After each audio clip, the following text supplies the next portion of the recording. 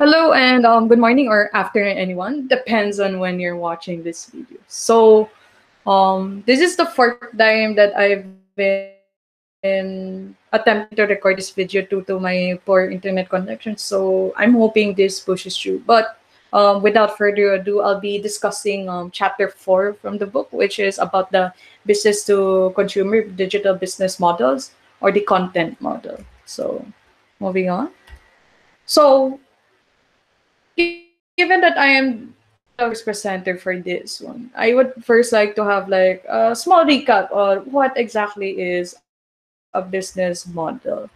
According to Words, a business model is a simplified and aggregated representation of relevant activities of a company. It describes how marketable information, products, and or services are generated by means of a company's value-added component. In addition to the architecture value creation, strategic as well as customer and market components are considered in order to realize the overriding objective of generating and preserving a competitive advantage. We can just shorten it and just say that a business model describes the rationale of how an organization creates, delivers, and capture values in an economic, social, cultural, or other context. And I guess food for thought is that the process of creating a business model and its modification is also called the business modification, and it forms part of the business strategy. Why do we need business model? Well, it helps the management of this one, helps the company develop new business ideas, examine existing business activities, and modify their strategies and structures by simplifying the complexities and dynamics of the modern business environment. Thus, business models represent the essence of corporate activities. So, with that in mind, moving on to the next slide is focus of chapter 4, which is called the content business model. The content business model consists of several portions. It involves the collection, selection, systemization, compilation, or packaging, and delivery of content on a domestic platform. And the aim of this business model approach is to make the content accessible to the user over the internet in an easy, convenient, and visually appealing form. So the focus of this kind of model is the internet, given that everywhere we go, we're surrounded by internet. Even our education right now is being hosted over through the internet. So in the next portion is the content business model is comprised of four subtypes. So these four subtypes are prevalent within our society right now. And the mixing and different service offers or content business model types can result in a synergy of effects that can improve the competitive advantage of the business. So what are these four types? So here is an illustration summarizing what the four subtypes are and what they contain. So basically, the content business model serves to depict the range of activities of the different internet businesses in ideal typical structures. So if we see there that from content, we have four types of contents that can be generated from, well, the company itself. We have e-information, e-entertainment, e-education, and e-infotainment, which is a combination of e-information, e-entertainment. And I'll explain more later. So next slide is, e-information, the first subtype. E-information places special emphasis on the informational and problem-solving oriented content. This is done by economics, politics, business information. The suppliers of informative content can provide an added value to consumers in the form of greater information depth, meaning you can pay people subscription or premiums for them to access, like example, research papers, like what ResearchGate does and other research hosting sites. And how can you define something to be informative? Well, the users are the ones that determines this. Users regard content as informative when it provides information to solve a problem, or it covers a socially relevant field of general educational value, or any topic under the scope, basically. And then the second subtype is e-entertainment, which is in summary the downloading, playing, and enjoying of entertainment media such as games, music, and video from the internet. So this also includes electronic entertaining prints or e-prints such as all readable electronic entertaining content such as web comics, manhwa, digital comics, or comics in an online edition of the daily newspaper, and so forth. And in this context, it also includes ebooks and also audiobooks, which are books that are read aloud or abridged versions of a full novel. And the third subtype that we have now is e-infotainment, which combines relevant information with entertaining multimedia sources. So this is basically means that information is presented in a visually appealing manner. So this includes like infographics or comics about diseases and so forth. And this is done to increase user retention in terms of frequency and usage time. So the type of businesses this is newspapers who present information and uses in an appealing manner, such as you presenting us graphs of data, bar charts to present us information that is understandable and not boring to readers in a sense. And the last subtype that we have is e-education, which is a learning system based on formalized teaching, but with the help of electronic and internet resources. And this is done in two different types of courses or service provided. One is called instructor-led courses, meaning you have synchronous learning and an instructor there to guide you like you would do in a school setting, in a physical school setting. And last one is the self-paced courses or asynchronous learning, which is what happening in UANP right now, which is why we have blended learning, meaning the students themselves are the ones that learn the modules in their own times.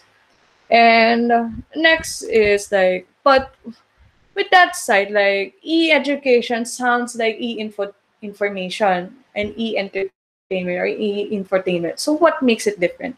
There are two distinguishing characteristics as regards to that. The first one is that information is passed on to learners in didactic manner and must be internalized them as knowledge, meaning that the information provided is given, and there are people there or services offered that helps the students understand, because that's the focus of e-education, is for them to learn or to become educated and knowledgeable in the courses that they applied for.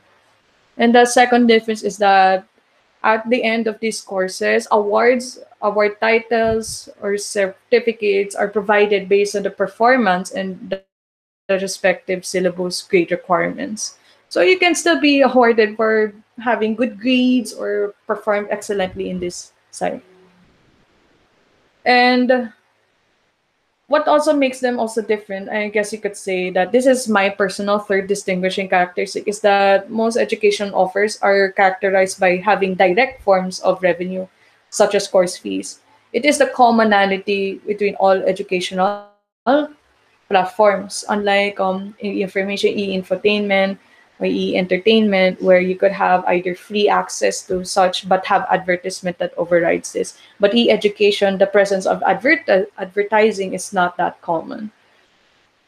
And what make why the rise of the prevalence of this and the importance of this is that e-education has broadened or changed the structures and, I guess you could say, the method of education right now, because it has introduced us new training tools and concepts in a way that we have begun to use multimedia learning modules or tools for people to learn more efficiently and more effective. to help, and it also improves the online exchange of processes and information between educators to build upon the information and um, make it more understandable for the people in the general sense.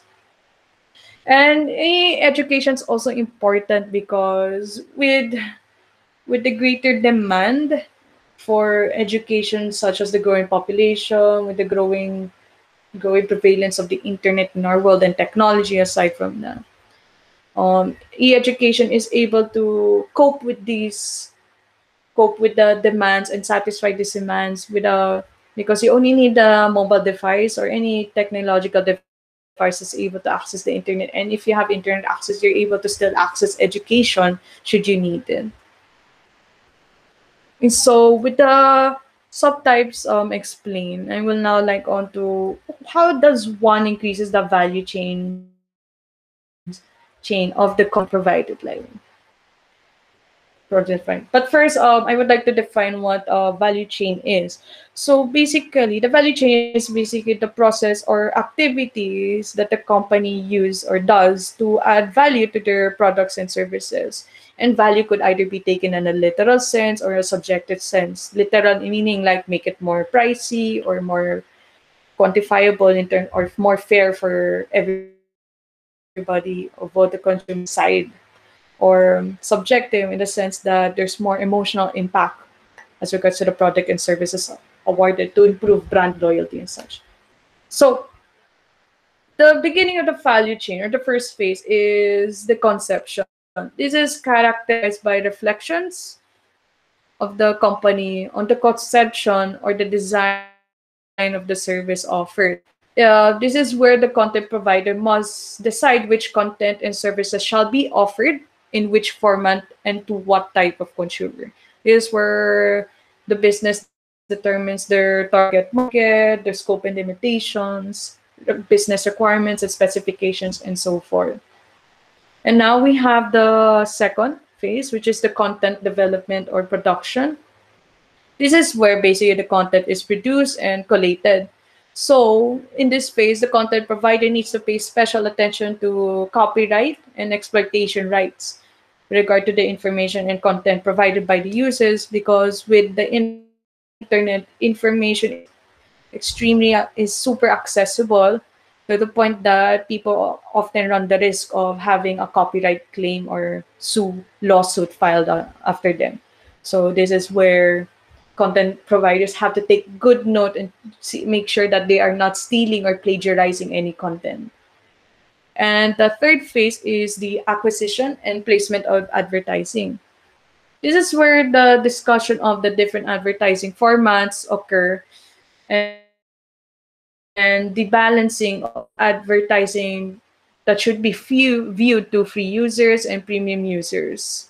And this is also where the determining where the company should utilize a targeted advertisement or not. And this is also where the user-generated content or the platform providers or the users who provide the content can generate indirect venues. And an example of this is the YouTube content creators who rely on advertisements in their videos to generate revenue or their income. Okay, so now we have the fourth phase, which is the technical distribution. And this is basically how the content is distributed to the user, whether it be a broadcast or their business or a consumer or and so forth. So this is done in two ways: pull, and push. In the pull, users actively access the content by retrieving it or pulling it directly from the internet to use it online or offline. This does not only include the downloads, but it also includes the viewing of the content and not just downloading it. Okay, and the second one is push. This is the provider is the one that usually does this. So the provider pushes the content to the users, meaning they're the ones that gives the content to the users. And for the users to generally be able to access this pushed content, they have to be logged in into their services or have given their approval to receive this kind of content. This is where basically premiums come in. Like example, like if you have like premium account at JSTOR, I'm able to access newspapers that have been published by the website themselves. And it's also the reason why we have these two different factors is because the prevalence of consumer to consumer content transfers, meaning users themselves are the one that transfers content to each other either through private networks, VPNs, or between their mobile devices. So content is no longer shared from business to consumers, but consumer to consumer environments as well. An example of this is Reddit, which is one of the biggest C2C platforms out there. So that's why it's important for providers to provide several distribution channels and include consumer to consumer distribution to be able to follow up on the trend of the C2C trend.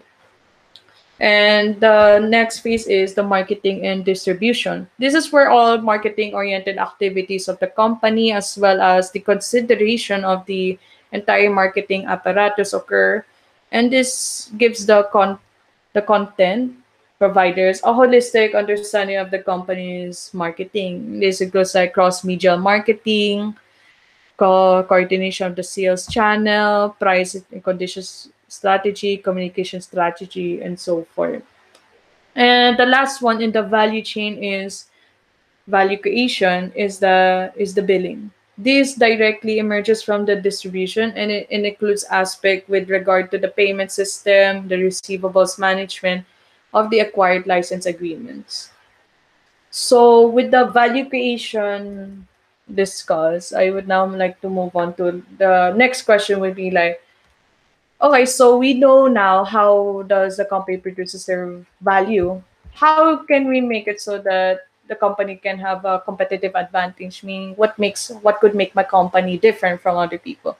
So this is where the concept of core assets and core competencies come into picture. These are important requirements for content providers to successfully and sustainably survive in the highly competitive market. So the content in the core assets. One of the core assets is the content, and the content is an essential component of the value creation and the service offered, as illustrated as mentioned in the value chain. However, one thing that is greater than the content provided is the brand. Brands represent a value proposition and are associated with certain, mostly positive product characteristics by customers and creates the preference of the people for your company. Meaning, branding is how likable and how reputable your company is. So having a positive branding would yield a higher competitive advantage for your company. And this is common in luxury brands such as Gucci, Louis Vuitton, and so forth. And then the third core asset that we have is the employees. Employees are the know-how or carriers, and they have the specific skills that can distinguish a company from its competitors. And the combination of these individual skills within the team can improve the service delivery, product quality, service quality, henceforth yielding a competitive advantage for the company. So if you have good employees, your company will go because they'll be able to give you new ideas, new perspectives on how to improve your system or which direction that your company should be heading towards. And lastly is networks. Networks are necessary to improve the opportunities of the company, like opportunities such as business opportunities, marketing opportunities, and so forth. This is core assets, such that they are such provided that they are highly important for the service provision, and they give the content providers a differential or cost advantage, meaning they're cheaper to and they supply quality services as well. And then with that in line, however, we cannot just simply rely on the core assets. We have the use of core assets require core competencies. Core competencies generally refer to the content sourcing, content creation, product development, and distribution. Why technology competence is not included here, given like, hey, the we're all surrounded by technology, the internet is there. Why is technology not a core competency? Technology competence can be bought by or purchased from the market. These are services that can purchase, hence why it's not the core asset. So long as your company does not provide, like I say, technological services that does this. So so the first core competency is the content sourcing competence. This describes the company's ability to gain high quality information and entertainment content. And as well, this is where the authors or producers of content are used as input for content production. So this is where having exclusive content, for example, certain systems or certain websites would be beneficial to pull people in to purchase to purchase your products and services. A next prime example of this one is seen in game exclusives. So example like God of War in the PS4, Bloodborne on the PS4, and so forth, which are AAA games, meaning they're highly anticipated and highly budgeted games that have been awarded as Game of the Year quite a number of times. So, yeah. The second one is content creation competence. So creation competence is strongly influenced by the implicit knowledge of the employees and by the organization to specific routines, meaning their knowledge about what's trending and such. So they're able to create such that you're keeping up with the times, basically. And then we have the product development competence, and this contributes to an advantageous positioning of the company as regards to the advertising of markets. And basically, it consists the ability to develop promising formats and to position them in the relevant markets. So this goes hand in hand with the content creation competence and product development competence, since they both involve the marketing and understanding and implementing the knowledge of what's trending to develop, well, products and services and contents that matches with the wants, that satisfies the needs and wants of the consumers. And lastly, we have is the distribution competence, and this includes the cross-media exploitation competence and the ability to actively integrate consumer-to-consumer distribution into the content business model. Generally refers to the ability to timely deliver content and the desired quantity, and through the use of appropriate channels that is suitable for the recipients and for the company. And with that in line, that marks the end of my presentation on chapter 4. So, thank you for listening in the future, and I hope that was informational for you and helpful. Thank you, thank you.